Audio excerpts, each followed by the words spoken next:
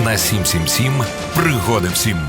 Президент Сполучених Штатів Америки Джо Байден, а також лідери Конгресу ввечері 14 квітня, тобто вчора, провели чергову телефонну розмову, присвячену військовій допомозі України та Ізраїлю.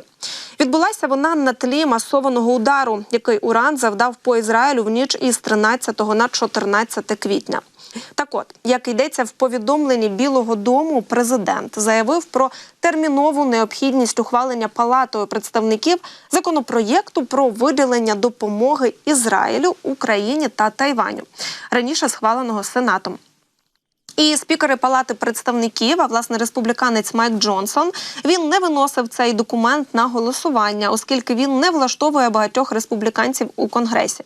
Зараз вони вимагають, щоб ухвалення законопроєкту було пов'язане з посиленням міграційного законодавства або зі змінами в тексті документа.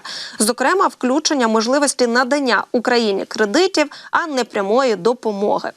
Та от після удару по Ізраїлю, у відбитті якого взяли участь у тому числі засоби протиповітряної оборони Сполучених Штатів Америки, представники обох партій заявляють про необхідність терміново надати військову допомогу єврейській державі.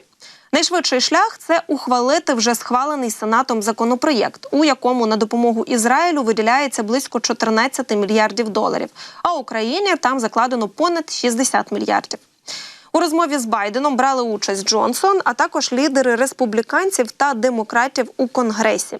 Усі учасники зустрічі прямо чи опосередковано закликали Джонсона винести такий законопроєкт на голосування нарешті вже цього тижня.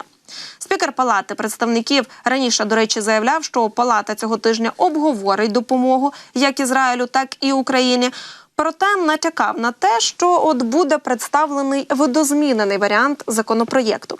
Кілька правих республіканців раніше погрожували, що навіть можуть ініціювати відставку Джонсона, якщо той винесе на голосування версію, яка їх не влаштовує. В свою чергу, влада України закликає Конгрес якнайшвидше ухвалити законопроєкт про допомогу, вказуючи на термінову необхідність посилити ППО. Ну і, звісно, на те, що без постачання озброєння зі Сполучених Штатів Америки перевага Росії у вогневій могутності може стати критичною. І на фоні того всього, що Інститут вивчення війни постійно стверджує, що росіяни готуються до нових наступів, зокрема аналітики Інституту вивчення війни також вказують на те, що зараз росіяни будуть штурмувати нові позиції і також збираються повністю там до 9 травня, так як наказав їм Путін, захопити Часів Яр, і вони б'ють на сполох, мовляв, що дійсно це може таке стати реальністю. Ми всі розуміємо, що нам дуже потрібна зараз підтримка, нам потрібні боєприпаси, нам потрібна зброя і, звісно, нам потрібні зараз і фінансові потужності. Тому дуже б хотілося, щоб нарешті, чи вже на цьому тижні, чи бодай хоча б там на наступному, але там за океаном вони почали таки розглядати це. Тому що раніше, я нагадаю, повідомлялося про те, що конгресмени повернуться до цього, зокрема до розглядання законопроєкту про виділення коштів Україні після великодніх канікул. Ось, канікули закінчилися, а обговорення там в кулуарах не вщухають. Тобто все ж таки не можуть вони поки що дійти якогось спільного знаменника і зрозуміти, чого саме їм зараз бракує. Ну, вочевидь, питання то, звісно, риторичне, чого їм бракує.